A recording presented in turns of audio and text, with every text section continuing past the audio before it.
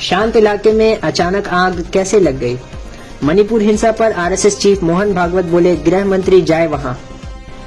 आदाब नाजरीन, आप देख रहे हैं द लोकल जर्नलिस्ट। इस बीच आरएसएस चीफ मोहन भागवत का मणिपुर हिंसा पर बयान सामने आया है।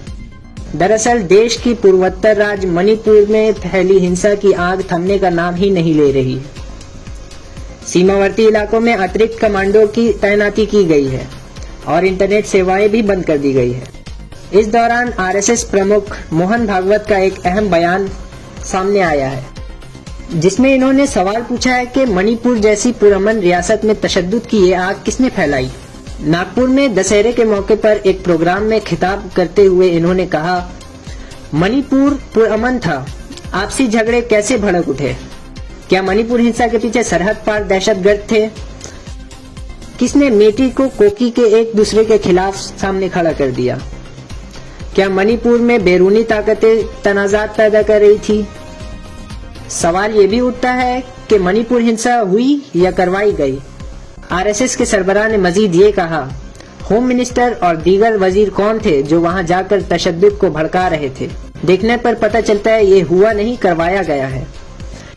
इन्होंने आरएसएस कार्यकर्ताओं की हौसला अफजाई करते हुए कहा, खुद को उकसाने वाली परिस्थिति में काम करने वाले संघ के सेवक काम करते रहे, हमें इन पर गर्व है। वहां विश्वास टूट गया है, विश्वास दोबारा कायम करने में लंबे समय तक काम करना पड़ेगा। इसके साथ इन्होंने ये भी कहा है कि देश में कुछ लोग ऐसे भी हैं जो नहीं चाहते कि भारत उठ खड़ा हो। 2024 के लोकसभा चुनाव से पहले भावनाएं भड़काकर वोट हासिल करने की साजिश चल रही है और इससे सतर्क रहना पड़ेगा। इन्होंने कहा कि समाज की स्थायी एकता अपनेपन से निकलती है। हालांकि आपको बता दें कि मणिपुर की हिंसा पिछले 6 महीने से जारी है, जिसकी शुरुआत 4 मई को हुई थी और अब तक कम से कम 130 लोग मारे गए हैं और 400 लोग घायल हुए हैं। 60,000 से अधिक लोगों को अपने घरों से दूसरे जगहों पर जाने के लिए मजबूर होना पड़ा है और ना जाने कितने घर और धार्मिक स्थलों को जलाया जा चुका है और अभी तक हमारी सरकार नाकामयाब रही है इस हिंसा को रोकने के लिए।